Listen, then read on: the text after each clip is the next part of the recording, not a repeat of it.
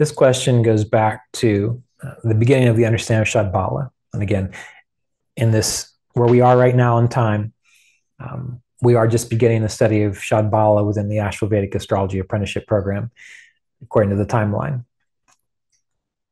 for these Q&As. So the question is, if the sun is not strong through shadbala, will that ruin a chart? So I've condensed this down because there's a lot to ferret through in the question, but it seems like what is being asked here is, if the sun is not strong through shadbala, will that ruin a chart? All right. We do touch upon this, I believe, in class 1 or 2, but each of the planets have a responsibility. And there are 3 groups of planets that focus on 3 specific responsibilities. The groups of planets go like this. We've got Saturn and Mars. That's a grouping. They do something specific together. We have Venus and Moon. They have a responsibility. It's a couple that goes together. And then the third responsibility is associated with Jupiter, Mercury, and Sun. So that responsibility is shared by 3 planets. Now, what's important is to recognize is that these responsibilities are shared. So Saturn and Mars, what is their responsibility? They are the planets that deal with trouble and survival, which means that in your life, there's going to be trouble and there's going to be a need to survive. It happens to everyone, everything in life. And so the planets you want to look at to see how well will you, I, or anyone else with a chart meet that responsibility, you look at Saturn and Mars together. The Moon and Venus, this is the feminine, receptive, and adaptive aspect of us. It's the part of us that allows us to feel and know what's going to lead us to a sense of higher fulfillment and comfort. Because while life is trouble and survival, there is also joy and comfort.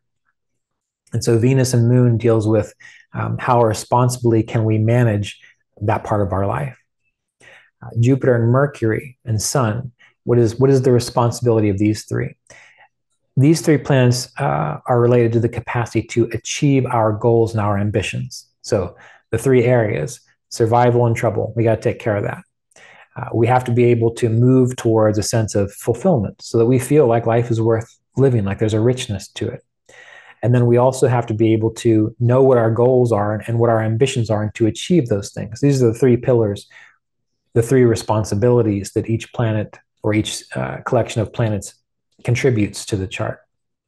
So the important thing to remember is that there's not just one responsibility attributed to one planet, which means that if one of the planets within the couple or the triple has difficulty, it can be made up for by the others within the same grouping. So the question, if the sun is not strong through shadbala, will that ruin a chart? All right, well, what does the sun do? The sun is our confidence. Are we even inspired? Do we have a capacity of steadfastness to really look at our goals and realize that there's going to be things that we're going to have to do that we're not going to like, but we're really inspired so we don't mind the challenge? That's what the sun does. So if that's having difficulty through shadbala, that is going to be an area of lack. The person might not seem confident. They might not seem inspired. They might not have steadfastness to stick with it. But there's Mercury and there's Jupiter within this grouping, which can help out.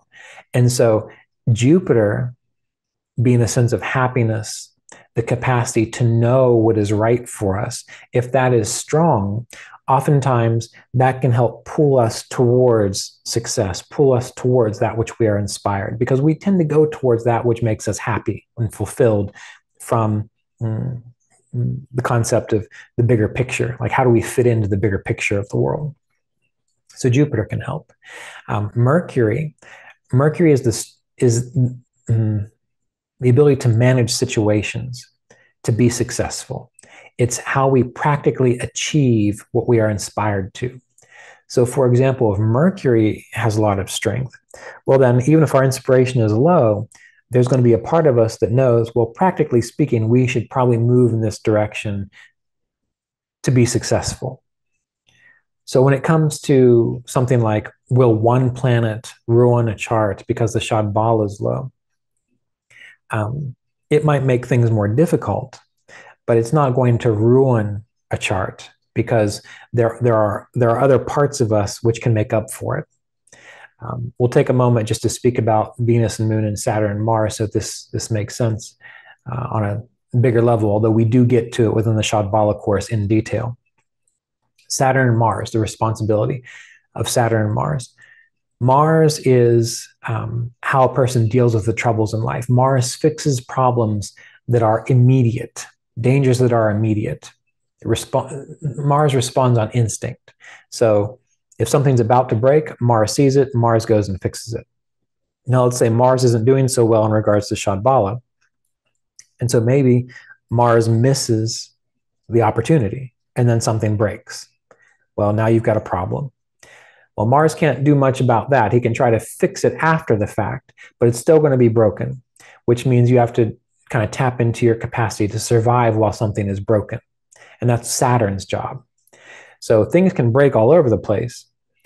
And if Saturn is strong, that's okay, because the person is able to deal with that unavoidable trouble. Saturn is able to recognize, well, I missed the opportunity, so now I have to endure the difficulty and get through it, and then I'll be okay. So this is how Saturn and Mars work together. Mars takes care of a problem, hopefully before it breaks, or can fix it after the fact. But if something does break, it's Saturn's job to say, I can stay here, I can handle this, I can recuperate until the trouble is over or passes, or I don't have to endure it anymore. Venus and Moon. Venus, again, as you know, is the planet that leads to a sense of higher fulfillment and comfort. So Venus rules those desires which allow us to be successful here on planet Earth, right? We often think of Venus as someone who gets caught up in luxury and lost in addictions and so on. That's only if Venus isn't doing very well, because a very strong, healthy Venus knows what is actually going to make a person thrive. And those are the kinds of wholesome desires that Venus supports. So that's part of Venus's responsibility. Now, the moon deals with our emotional satisfaction, but the moon is also a reflector of what will be supportive in our life. So while Venus knows where to go, in a way, Venus is, in a sense, more of the active part of this coupling. Moon is the ability to look around and know, well, that's not going to do it. Well, that's not going to do it. Well, this doesn't feel right. Or, oh, that feels right. And it knows to move in the direction of that which will be supportive of life, supportive of thriving, supportive of feeling good about oneself. So when we look at Venus and Moon, if a person can't make really good decisions, but they have a good moon in Shadbala, then at least they have the ability to know what's not going to work, and then to recognize what does work and move towards it. So each of these sets of planets kind of helps each other out. And we have to remember, as you'll see as you get deeper into the Shadbala course, that Shadbala is very complicated.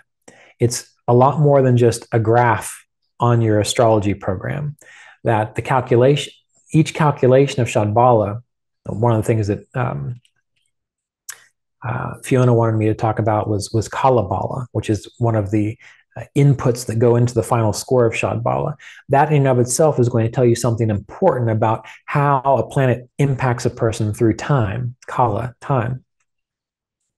So don't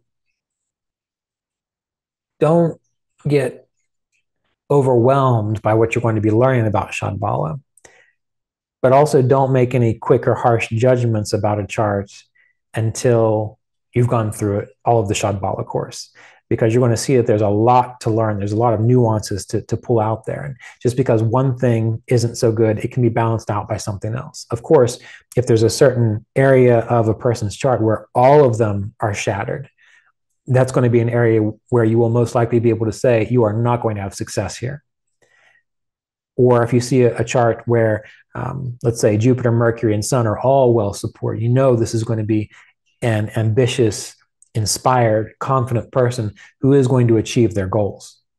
So Mars, Saturn, trouble, survival, Moon, Venus, moving towards fulfillment and comfort and joy. Sun, Mercury, and Jupiter are inspiration. These are the things you have to remember, and all the responsibilities are shared.